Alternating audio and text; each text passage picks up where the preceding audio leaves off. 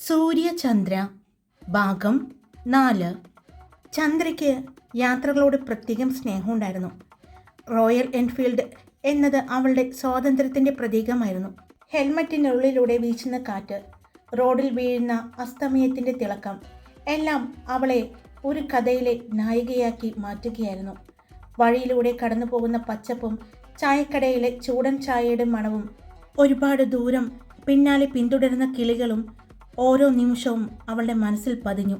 3.5 മണിക്കൂർ നീണ്ട യാത്ര കഴിഞ്ഞപ്പോൾ കോഴിക്കോട് നഗരത്തിൻ്റെ തിരക്കേറിയ വഴികളിൽ അവളുടെ മുന്നിൽ തുറന്നു. ആകാശം കറുത്ത് നീലത്തിൽ മാറിയപ്പോൾ അവളുടെ ബൈക്ക് ലക്ഷറി അപ്പാർട്ട്മെൻറ്റിൻ്റെ പാർക്കിങ്ങിൽ എത്തി നിന്നു. സിഗ്നേച്ചർ ഹൈറ്റ്സ് എന്നെഴുതിയ ഉയർന്നു നിൽക്കുന്ന ഒരു കൊട്ടാരം എന്നോണമായിരുന്നു. ചന്ദ്ര എലിവേറ്ററിൽ കയറുമ്പോൾ യാത്രയുടെ ചൂട് ഇനിയും അവളുടെ തോളുകളിൽ തങ്ങി നിൽക്കുകയായിരുന്നു. വാതിൽ തുറന്ന നിമിഷം ആവേശത്തോടെ കാത്തിരുന്നവർ അവളെ വളഞ്ഞു. എത്ര നേരമായിന്നറിയോ കാത്തിരിക്കാൻ തുടങ്ങിയിട്ട്? സൂര്യ ഓടിയെത്തി അവളെ ചേർത്ത് പിടിച്ചു. റിയ പുഞ്ചിരിച്ചുകൊണ്ട് ചോദിച്ചു, എങ്ങനെയുണ്ടായിരുന്നു യാത്ര?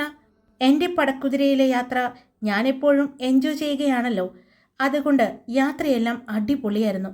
ചന്ദ്ര ചിരിച്ചുകൊണ്ട് പറഞ്ഞു. അതെ, പക്ഷെ ട്രാഫിക് അല്പം ബുദ്ധിമുട്ടായിരുന്നു. എവിടെ അമ്മമ്മ കൊടുത്ത സാധനങ്ങളെല്ലാം നീ സുരക്ഷിതമാക്കി എത്തിച്ചിട്ടുണ്ടോ? മുറിയിൽ പെട്ടികൾ തുറക്കുമ്പോൾ അമ്മമ്മയുടെ കൈവശമുള്ള പഴയ മണങ്ങളെല്ലാം ആ വീടാകെ പരന്നു. മുറുക്കിൻ്റെ മണവും അച്ചപ്പം, ഉണ്ണിയപ്പം, കുഴലപ്പം, പിന്നെ പലതരം അച്ചാറുകൾ, പൊടികൾ, അങ്ങനെ എല്ലാ സാധനങ്ങളും അതിലുണ്ടായിരുന്നു. അവർക്കെല്ലാം വീടിൻ്റെ നൊമ്പരമായൊരു സന്തോഷം നൽകി അത്. അപ്പോഴാണ് 2 തരം പായസത്തിൻ്റെ ടിന്നുകൾ കാണുന്നത്. എല്ലാം എടുത്ത് അവർ പുറത്തേക്ക് വെച്ചു. ചന്ദ്ര, അമ്മമ്മ ഇങ്ങോട്ട് വരുന്ന കാര്യം പറഞ്ഞോ? ഇല്ല, ഒന്നും പറഞ്ഞിട്ടില്ല. അമ്മമ്മയ്ക്ക് അവിടെ ഒറ്റയ്ക്ക് പറ്റുന്നില്ല എന്ന് പറഞ്ഞു. ഞാൻ ആലോചിക്കായിരുന്നു അമ്മമ്മയെയും ഇങ്ങോട്ട് കൊണ്ടുവന്ന് നിർത്തിയാലോന്ന്. ഇനി എത്ര നാളാ ഇപ്പോഴും ആ ഹോസ്പിറ്റലിൽ പോകുന്നത് കൊണ്ടാ വയ്യായികയൊന്നും അറിയാത്തത്, സൂര്യ പറഞ്ഞു. അല്ലെങ്കിലും നിങ്ങളുടെ അമ്മമ്മയെ കണ്ടാൽ അത് നിങ്ങളുടെ അമ്മയുടെ അമ്മയാണെന്ന് പറയില്ല, നിങ്ങളുടെ സ്വന്തം അമ്മയാണെന്നേ പറയൂ. ശരിക്കും ഇപ്പോഴും പ്രായം നിങ്ങളുടെ അമ്മമ്മയുടെ അടുത്തേക്ക് എത്തിയിട്ടില്ല, റിയ പറഞ്ഞു. റിയയുടെ വാക്കുകൾ കേട്ട് ചന്ദ്രയ്ക്കും സൂര്യയ്ക്കും സന്തോഷം തോന്നി. അല്ല, നീ ജയിച്ചെന്ന് പറഞ്ഞിട്ട് അമ്മമ്മയ്ക്ക് സന്തോഷമായില്ലേ? സൂര്യ ചോദിച്ചു. പിന്നെ അമ്മമ്മയ്ക്ക് ഏറ്റവും കൂടുതൽ സന്തോഷമായത് അവിടെ നമുക്ക് ജന്മം നൽകിയ 2 പേർ എത്തിയിട്ടുണ്ടായിരുന്നു. അവരുടെ മുന്നിൽ അഭിമാനത്തോടെ, ദേ ഞാൻ നിങ്ങൾ കളഞ്ഞിട്ട് പോയ മക്കള് ഇത്രയും സുന്ദരികളും ഇത്രയും കഴിവുള്ളവരും ആയി ഞാൻ മാറ്റിയിരിക്കുന്നു എന്ന് പറയാതെ പറഞ്ഞതുപോലെയാണ് എനിക്ക് തോന്നിയത്. ഞാൻ അവരെ കണ്ടിരുന്നു, ഞാൻ മൈൻഡ് ചെയ്തില്ല, ചന്ദ്ര പറഞ്ഞു. നന്നായി, നമ്മളെ വേണ്ടാത്തവരെ നമുക്കും വേണ്ട, സൂര്യയും പറഞ്ഞു. എവിടെ ഫംഗ്ഷൻസിനെടുത്ത ഫോട്ടോസും മറ്റോ ഒന്ന് കാണിച്ചു തന്നെ, സാൻവി പറഞ്ഞതും. അതെല്ലാം ഇന്നലെ തന്നെ ഞാൻ അയച്ചു തന്നല്ലോ, ചന്ദ്ര പറഞ്ഞു. എന്നാലും വീഡിയോസും മറ്റും വേറെ ഏതെങ്കിലും ഉണ്ടോ? ഇല്ലടാ, എൻ്റെ കയ്യിൽ അതേ ഉള്ളൂ. പിന്നെ കോളേജ് ഗ്രൂപ്പിലുണ്ട്, ഞാൻ കണ്ടില്ല. നാളെ കാണാം, ഇന്നെന്തായാലും വയ്യ, ചന്ദ്ര പറഞ്ഞു. ഇന്ന് നല്ല ക്ഷീണമുണ്ടാവും നിനക്ക്, ഇത്രയും ദൂരം നീ ഒറ്റയ്ക്ക് വണ്ടി ഓടിച്ചതല്ലേ. ചെല്ല്, ഒന്ന് ഫ്രഷ് ആയിട്ട് വാ, സൂര്യ പറഞ്ഞു. സൂര്യയും ചന്ദ്രയും ഒരു റൂമിലാണ് കിടക്കുന്നത്. അവൾ അവരുടെ റൂമിലേക്ക് പോയി. അതേസമയം എറണാകുളത്ത് രുദ്ര വീടിൻ്റെ ഗേറ്റ് തുറന്ന് അകത്തേക്ക് കടക്കുകയായിരുന്നു. അവൻ്റെ മുഖത്ത് അല്പം തളർച്ചയും അല്പം ചിന്തയും. മുഴുവൻ യാത്രയിലും ആ ഒരു നിമിഷമായിരുന്നു. സിഗ്നലിൽ ഹെൽമറ്റ് ഊരിയ ആ പെൺകുട്ടിയുടെ മുഖം മനസ്സിൽ നിഴലായി നിന്നു. ആ കണ്ണുകൾ എവിടെയോ കണ്ടതുപോലെ അവൻ മനസ്സിൽ വിചാരിച്ചു. ആ കണ്ണുകളിൽ എന്തോ പരിചിതമായൊരു ഭാവമുണ്ട്. അത്രയേറെ പെട്ടെന്ന് മറക്കാനാവാത്തൊരു രൂപം. വീട്ടിൽ കയറിയപ്പോൾ ശാന്തമായ ഹാള്. അമ്മ ഭാഗ്യശ്രീയും ശിവയും പാക്കിംഗ് ചെയ്തുകൊണ്ടിരിക്കുകയായിരുന്നു. മോനെ, നാളെ രാവിലെ തന്നെ പോകാവോ? നിനക്ക് പ്രത്യേകിച്ച് എന്തെങ്കിലും പരിപാടിയുണ്ടോ ഇവിടെ? അമ്മ ചോദിച്ചതും രുദ്ര ഇല്ല എന്ന് പറഞ്ഞു. എന്നാ ഞാനും അച്ഛനും വരുന്നുണ്ട്, 2-3 ദിവസം നിങ്ങളുടെ കൂടെ അവിടെ ഉണ്ടാകും, ഭാഗ്യശ്രീ പറഞ്ഞതും രുദ്രന് സന്തോഷമായി. അവൻ ഞാൻ ഫ്രഷ് ആയിട്ട് വരാം എന്ന് പറഞ്ഞ് മുറിയിലേക്ക് കയറി. അവൻ്റെ സാധനങ്ങളെല്ലാം ബാഗിൽ എടുത്തു വെച്ചിട്ടുണ്ട്. അവൻ ഫ്രഷ് ആവാനായി പോയി. അവൻ ഫ്രഷായി പുറത്തു വരുമ്പോൾ ടേബിളിലിരിക്കുന്ന അവൻ്റെ ഫോൺ റിങ് ചെയ്യുന്നുണ്ട്. അവൻ എടുക്കാനായി ചെന്നതും ഫോൺ കട്ടായി. അവൻ ഫോൺ കയ്യിലെടുത്ത് നോക്കി. അപ്പോഴാണ് വാട്സപ്പിൽ അമ്മയുടെ എന്തൊക്കെയോ മെസ്സേജ് വന്ന് കിടക്കുന്നുണ്ട്. ഇന്നലെ കണ്ട ആ പെൺകുട്ടിയുടെ ഫോട്ടോസ് ആയിരിക്കുമെന്ന് അവൻ ഊഹിച്ചു. എന്തുകൊണ്ടോ ആ സമയം അവന് അത് തുറന്നു നോക്കാൻ തോന്നിയില്ല. അടുത്ത ദിവസം സൂര്യൻ കിഴക്ക് തീരത്ത് ഉയർന്നപ്പോൾ രുദ്ര ചന്ദ്രയുള്ള നഗരത്തിലേക്ക് യാത്രയ്ക്ക് തയ്യാറായി. സീക്ലിഫ് റെസിഡൻസി നഗരത്തിൻ്റെ ഹൃദയഭാഗത്ത് പച്ചപ്പും കടലിൻ്റെ ദൂരെയുള്ള നിലാവും മൂത്ത് ചേർന്ന് നിൽക്കുന്ന ഒരു ലക്ഷറി അപ്പാർട്ട്മെൻറ്റ്. കറുത്ത കാറ് ഗേറ്റിനകത്തേക്ക് മൃദുവായി കയറി. അകത്തേക്ക് കടന്നപ്പോൾ വിശാലമായ ലോബി, വെള്ളയും സിൽവർ ടോണോടുകൂടിയ മാർബിൾ ഫ്ലോറിംഗ്, ഇരുവശങ്ങളിലും ക്രിസ്റ്റൽ ചാൻഡലിയർ. ആകാശത്തേക്കുയരുന്ന എലിവേറ്ററിൻ്റെ ഗ്ലാസ് വാളിൽ നഗരം മുഴുവനും പ്രതിഫലിച്ചു. രുദ്ര, ശിവ, അമ്മ ഭാഗ്യശ്രീ, അച്ഛൻ ശങ്കർ ആചാര്യ എല്ലാം ചേർന്ന് 8ാം നിലയിലെ അവരുടെ ഫ്ലാറ്റിലേക്ക് കയറി. വാതിൽ തുറന്ന നിമിഷം നീല കർട്ടനുകൾ വഴി കടന്നുവരുന്ന കടൽക്കാറ്റ് അവരുടെ മുഖത്ത് തട്ടിക്കൊണ്ടിരുന്നു. ഭാഗ്യശ്രീ അവിടെയെല്ലാം ചുറ്റി നടന്ന് കണ്ടു. പിന്നെ ചിരിയോടെ എല്ലാവരുടെയും അടുത്തേക്ക് വന്നു. നന്നായിട്ടുണ്ട്, അവർ പറഞ്ഞു. എല്ലാവർക്കും ആ അപ്പാർട്ട്മെൻറ്റ് ഇഷ്ടപ്പെട്ടു. ഇന്ന് അടുക്കളയിൽ ഒന്നും ഉണ്ടാക്കണ്ട, നമുക്ക് ഒന്ന് കോഴിക്കോട് നഗരം ഒന്ന് കാണാം, ലഞ്ചും പുറത്തുനിന്ന് കഴിക്കാം, എന്നിട്ട് ഫ്ലാറ്റിലേക്ക് ആവശ്യമുള്ള സാധനങ്ങളെല്ലാം വാങ്ങിയിട്ട് രാത്രി ഭക്ഷണവും പുറത്തുനിന്ന് കഴിക്കാം. അത് കേട്ട് ശങ്കർ ആചാര്യ പുഞ്ചിരിച്ചു. തീരുമാനം അമ്മയുടേതാണെങ്കിൽ അതാണ് നിയമം. ശിവയും രുദ്രം പാക്കിംഗ് തുറന്ന് വസ്ത്രങ്ങൾ എല്ലാം അടുക്കാക്കി കബോർഡിലേക്ക് വെച്ചു. രുദ്രൻ്റെ മുറിയിൽ വലിയ ബാൽക്കണി, കടലിൻ്റെ അറ്റം ദൂരത്ത് മങ്ങിപ്പോകുന്നത് പോലെ. അവൻ അവിടെ നിന്നു നിൽക്കുമ്പോൾ നഗരത്തിൻ്റെ മുഴുവൻ ആവേശം താഴെ കുതിച്ചു പോകുന്ന പോലെ തോന്നി. മനസ്സിൽ പെട്ടെന്ന് തെളിഞ്ഞത് ആ മുഖം, ആ തിളങ്ങുന്ന കണ്ണുകൾ, സിഗ്നലിലെ ആ നിമിഷം. അവൻ ചെറുതായി ഒന്ന് പുഞ്ചിരിച്ചു. അവൾ എവിടെയായിരിക്കുമെന്ന് എന്നൊരു ചിന്ത മാത്രം. അതേസമയം സീക്ലിഫ് റെസിഡൻസിയിൽ നിന്നും അല്പം മാറി കോഴിക്കോടിൻ്റെ മറ്റൊരറ്റത്ത് സിഗ്നേച്ചർ ഹൈറ്റ്സ് എന്ന അപ്പാർട്ട്മെൻറ്റിൽ മറ്റൊരു കാഴ്ച. രാവിലെ 7:30. ചന്ദ്രയുടെ മുറിയിലേക്ക് മൃദുവായ സൂര്യപ്രകാശം കയറുന്നു. കണ്ണാടിക്ക് മുന്നിൽ നിൽക്കുന്ന അവൾ ഓഫ് വൈറ്റ് കുർത്തയും നീല ലെഗൻസും. അവളുടെ മുടി നേരിയ കാറ്റിൽ ഒലിയുന്നു. പിന്നിൽ റിയയുടെ ശബ്ദം. ചന്ദ്ര, നീ റെഡിയായില്ല ഇതുവരെ? ക്ലാസ് 8 മണിക്ക് തന്നെയാണ് കേട്ടോ തുടങ്ങുന്നത്. 5 മിനിറ്റ് റിയ. സൂര്യയും സാൻവിയും ഇപ്പോഴും റെഡിയാകുന്നതേ ഉണ്ടാവുള്ളൂ, അവൾ പറഞ്ഞു ചിരിച്ചു. കിച്ചണിൽ നിന്നും അച്ചാറിൻ്റെയും കോഫിയുടെയും മണമുയരുന്നു. നമ്മുടെ മെഡിക്കൽ കോളേജിൽ ഇന്ന് ഫ്രീ ഡേ ആണെങ്കിലും സർപ്രൈസ് പ്രോജക്റ്റ് ടെസ്റ്റ് കിട്ടും, നോട്ട്സ് എടുത്തിട്ട് പോകണം, സൂര്യ പറഞ്ഞു. ചാരിറ്റി ക്ലബിൻ്റെ മീറ്റിങ്ങും ഇന്നുണ്ടല്ലോ, സാൻവി ബാഗ് എടുത്തുകൊണ്ട് പറഞ്ഞു. സുന്ദരികളായിട്ട് ഒരുങ്ങി 4 പേരും. നമ്മൾ വൈകുമെന്ന്. ഉച്ചയ്ക്ക് നമുക്ക് റെസ്റ്റോറൻറ്റിൽ ഒരുമിച്ച് കാണാം, ചന്ദ്ര വാച്ച് നോക്കി പറഞ്ഞു. ലിഫ്റ്റ് ഇറങ്ങുമ്പോൾ അവളുടെ റോയൽ എൻഫീൽഡ് പാർക്കിംഗ് ഏരിയയിൽ തിളങ്ങുകയായിരുന്നു. റിയ പിന്നിൽ കയറി. മറ്റൊരു വശത്ത് സൂര്യയുടെ റോയൽ എൻഫീൽഡിൽ സാൻവിയും. വണ്ടികൾ സ്റ്റാർട്ട് ചെയ്തു. അവർ കോളേജിലേക്ക് പോയി. അതേസമയം രുദ്രൻ്റെ കാറ് അപ്പാർട്ട്മെൻറ്റിൻ്റെ ഗേറ്റിനകത്തേക്ക് കയറുകയായിരുന്നു. അവർ പരസ്പരം പാസ് ചെയ്തു പോയി. ചന്ദ്രയും റിയയും കോളേജ് ഗവൺമെൻറ് ലോ കോളേജ് ലക്ഷ്യമാക്കി പുറപ്പെട്ടു. വഴിയിലൂടെ കടന്നു പോകുമ്പോൾ പൈതൃകം നിറഞ്ഞ പഴയ കെട്ടിടങ്ങൾ, പഴയ വൃക്ഷങ്ങൾ, കല്ലുമതിലുകൾ എല്ലാം അവരുടെ ചിരിയിലേക്കും സംഭാഷണത്തിലേക്കും ഒരു സംഗീതം പോലെ ചേർന്നു. അവളുടെ ബൈക്കിൻ്റെ മൃദുവായ ഗർജനത്തിൽ രാവിലെ ആസ്വാദനമായി മാറി. അതുപോലെ തന്നെ നഗരത്തിൻ്റെ മറുവശത്ത് സ്ഥിതി ചെയ്യുന്ന ഗവൺമെൻറ് മെഡിക്കൽ കോളേജ്, അതൊരു മറ്റു ലോകം തന്നെയായിരുന്നു. സൂര്യ, സാൻവി, തേജസ്, ജിതിൻ, കിരൺ ഇവർ ചേർന്നതാണ് ആ കോളേജിലെ മെഡ് സ്ക്വാഡ്. പഠനത്തിലും മനുഷ്യ സേവനങ്ങളിലും സൗഹൃദങ്ങളിലും മുന്നിലുള്ളവർ. പക്ഷേ അവിടെയും അവർക്കൊരു എതിർകക്ഷിയുണ്ട്. വൈഷ്ണവി, കൃതി, ജീന, ദീപ്തി, ശബരീഷ്, ശ്രീകാന്ത്. വൈഷ്ണവി പ്രശസ്തനായ ഡോക്ടർ രാമചന്ദ്രൻ്റെ മകൾ. പിതാവിൻ്റെ പണവും സ്ഥാനവുമാണ് അവളുടെ അഭിമാനവും അഹങ്കാരവുമാകുന്നത്. അവൾക്ക് തോന്നുന്നത് ആർക്കും എന്നെ ചോദ്യം ചെയ്യാനാകില്ല എന്നാണ്. സൂര്യയുടെ ഗ്യാങ് നല്ല രീതിയിൽ പഠിക്കുകയും ആശുപത്രിയിലെ കേസുകളിൽ അധ്യാപകർക്കൊപ്പം പ്രവർത്തിക്കുകയും ചെയ്യുന്നവർ ആയതുകൊണ്ട് ആ കോളേജിലെ എല്ലാ സാറന്മാർക്കും അവരെ ഇഷ്ടമാണ്. ഇപ്പോൾ അവരുടെ കോളേജിൽ വന്ന പുതിയ സാറാണ് രോഹിത് സാർ. കാണാൻ സുന്ദരനായ ഒരു ചെറുപ്പക്കാരനാണ്. എല്ലാവർക്കും ഒരുപാട് ഇഷ്ടമാണ് ആ സാറിനെ, പ്രത്യേകിച്ച് വൈഷ്ണവിക്ക്.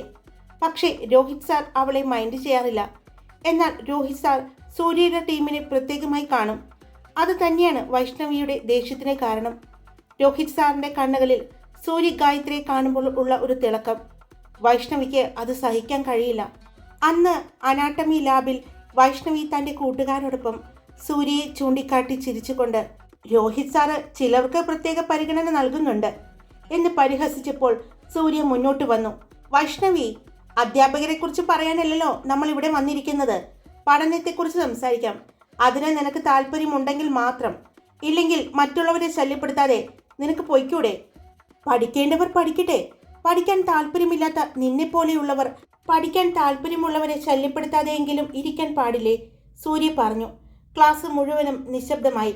വൈഷ്ണവിയുടെ മുഖം ചുവന്നിരുന്നു. അവൾക്ക് അടുത്തൊരു നോട്ടം വെച്ച് കൊടുത്തുകൊണ്ട് പുറത്തേക്ക് ഇറങ്ങിപ്പോയി. Law college. ചന്ദ്രയും അവളുടെ കൂട്ടുകാരും കോഴിക്കോട് ഗവൺമെൻറ് ലോ കോളേജിൽ അന്ന് ഉച്ചയോടെ. ചൂടും ആവേശമുള്ള സ്ഥലം. വലിപ്പമുള്ള ഗേറ്റ് കടന്ന് അകത്തേക്ക് കടന്നാൽ കാണാം ഓരോ ക്ലാസ്സിലേക്കും ഓടുന്ന വിദ്യാർത്ഥികൾ. നടപ്പാതയിലൊക്കെ ചർച്ചകൾ, വാദപ്രതിവാദങ്ങൾ, അപ്പീലുകൾ, കേസുകൾ എന്നൊക്കെ പറഞ്ഞ് പുകഞ്ഞുകൊണ്ടിരിക്കുന്ന യുവാക്കളുടെ ലോകം. അവരിൽ ചന്ദ്ര, റിയ, വിനയ്, വിജയ് ഈ 4 പേരും കോളേജിൽ ജസ്റ്റിസ് ഗ്യാങ് എന്ന പേരിൽ തന്നെ അറിയപ്പെടുന്നു. എപ്പോഴും ന്യായത്തിനൊപ്പം നിൽക്കുന്ന, ധൈര്യത്തോടെ ചോദ്യം ചെയ്യുന്ന മുഖങ്ങൾ. ചന്ദ്രയുടെ മുഖത്ത് ആ തീപ്പൊരി പോലെയുള്ള ആത്മവിശ്വാസമാണെങ്കിൽ റിയയുടെ വാക്കുകളിൽ പെട്ടെന്ന് ചൂടാകുന്ന സ്വഭാവം. വിനയ്, വിജയ് അച്ഛൻ SI ആയതുകൊണ്ട് അവരിൽ പോലീസ് രീതിയിലുള്ള കഠിനമായ നീതിബോധം. അവരുടെ എതിർകക്ഷി സുജിത്, രംഭ, ആദിൽ, കബീർ എന്ന 4 പേർ. പവർ ഗ്യാങ്, പണക്കാരുടെ മക്കൾ. കോളേജിലെല്ലാം സ്വന്തമാണെന്ന പോലെയുള്ള നടപ്പ്. നിയമത്തെ പോലും തങ്ങളുടെ കയ്യിൽ വെച്ചിരിക്കുന്നത് പോലെ പെരുമാറുന്നവർ.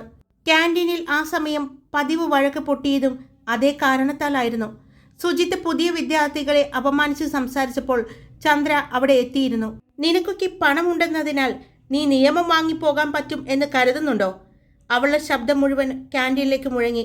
അവളെ പിന്തുണച്ച് വിനയും വിജയും മുന്നോട്ട് വന്നു. സുജിത്ത് അവളെ രൂക്ഷമായി നോക്കി മുന്നോട്ട് നീങ്ങി. 2 കൂട്ടരും തമ്മിൽ വാക്തർക്കം ഉണ്ടാകുന്നു. കുറച്ച് നിമിഷങ്ങൾക്കുള്ളിൽ തന്നെ പ്രിൻസിപ്പലിന്റെ ഓഫീസിൽ എല്ലാവരും. ഇന്ന് വീണ്ടും നിങ്ങൾ തമ്മിലാണോ? എന്താ നിങ്ങളുടെ പ്രശ്നം? പ്രിൻസിപ്പൽ ചോദിച്ചു. ചന്ദ്രയുടെ ചുണ്ടിൽ ചെറിയൊരു പുഞ്ചിരി. സർ, നീതി കാണിക്കാൻ വഴക്കുണ്ടാക്കേണ്ടി വന്നതാണ്. ഇവിടെ ഞങ്ങളെപ്പോലെയുള്ളവർ വരുന്നത് പഠിക്കാനാണ്. ഇവിടെ പലരും സാധാരണക്കാരാണ്. അവർക്ക് മുന്നിൽ പണത്തിന്റെ അഹങ്കാരം കാണിക്കാൻ പറ്റില്ല. കാരണം എല്ലാവരും നീതി പഠിക്കാൻ വരുന്നവരാണ്. പഠിച്ചിറങ്ങി പലർക്കും നീതി വാങ്ങിക്കൊടുക്കേണ്ടത്. അല്ലാതെ പണത്തിന്റെ അഹങ്കാരവും അധികാരവും കാണിച്ച് നടക്കാനുള്ളതല്ല ഈ കോളേജ്. ഇനി അങ്ങനെ നടക്കുന്നവർ നടന്നോട്ടെ, പക്ഷേ പഠിക്കാൻ വരുന്നവരെ ശല്യപ്പെടുത്താൻ നിൽക്കരുത്. ചന്ദ്ര ഉറച്ച ശബ്ദത്തിൽ തന്നെ പറഞ്ഞു. ക്ലാസ്സിനകത്ത് മുഴുവനും ചന്ദ്രയുടെ ഗ്യാങ് മാത്രമാണ് എല്ലാവർക്കും പ്രിയപ്പെട്ടത്. കാരണം അവർ നീതിയോട് ഒത്തിരി പ്രണയമുള്ളവരാണ്. ഒരു ഭാഗത്ത് ചന്ദ്രയും കൂട്ടരും നീതിക്കായി പൊരുതുന്നു. മറ്റേ ഭാഗത്ത് സൂര്യയും കൂട്ടരും അഹങ്കാരത്തിനെതിരെ നിലകൊള്ളുന്നു. ഇരുവരുടെയും വഴികൾ എപ്പോഴും ചേർന്നിട്ടില്ല. പക്ഷെ വിധി അവരെ ഒരേ നഗരത്തിലേക്ക് കൊണ്ടുവന്നിരിക്കുന്നു. കോഴിക്കോട് 2 കോളേജുകൾ, 2 പോരാട്ടങ്ങൾ, ഒരു ലക്ഷ്യം, നീതിയും സ്വാഭിമാനവും. രാവിലെ ക്ലാസ് കഴിഞ്ഞ് 4 പേരും അവരുടെ പതിവ് സ്ഥലം ഹാർബർ റെസ്റ്റോറൻറ്റ് കടൽക്കരയിലെ കഫേയിൽ ഒത്തുകൂടി. ചന്ദ്രയുടെ മുഖത്ത് സൂര്യപ്രകാശം തട്ടിയപ്പോഴുണ്ടാകുന്ന തിളക്കം കടലിൻ്റെ പ്രതിബിംബം പോലെ. അതുപോലെ തന്നെ സൂര്യയിലും. ചാരിറ്റി ഡ്രൈവ് നാളെ നടക്കുമോ? റിയ ചോദിച്ചു. പിന്നെ നാളെ വൈകുന്നേരം, ചന്ദ്ര പറഞ്ഞു. എനിക്ക് റിപ്പോർട്ട് തയ്യാറാക്കണം, വിനയ് പറഞ്ഞു. ചന്ദ്രയുടെ ഒപ്പം ലോ കോളേജിൽ പഠിക്കുന്ന അവളുടെ മറ്റു 2 കൂട്ടുകാരാണ് വിനയും വിജയും. 2 പേരും ട്വിൻസാണ്. അവിടെ അടുത്ത് തന്നെയാണ് 2 പേരുടെയും വീട്. അച്ഛൻ SI ആണ്. അമ്മ വളരെ ചെറുപ്പത്തിൽ തന്നെ മരിച്ചുപോയി. ചന്ദ്രയുടെ ഏറ്റവും ബെസ്റ്റ് ഫ്രണ്ട്സാണ് ഇവർ 3 പേരും. അടുത്ത് തന്നെ വീടായതുകൊണ്ട് അവർ വൈകുന്നേരം അവരുടെ വീട്ടിലേക്ക് പോകും. അതുവരെ ചന്ദ്രയുടെ കൂടെ വാലിലുണ്ടാകും. അതുപോലെ തന്നെ സാൻവി കൂടാതെയുള്ള സൂര്യയുടെ ബാക്കി 2 സുഹൃത്തുക്കളാണ് തേജസ്, കിരൺ. തേജസ് ഒരു ഓർഫനാണ്. ഒരു സ്പോൺസറാണ് അവനെ പഠിപ്പിക്കുന്നത്.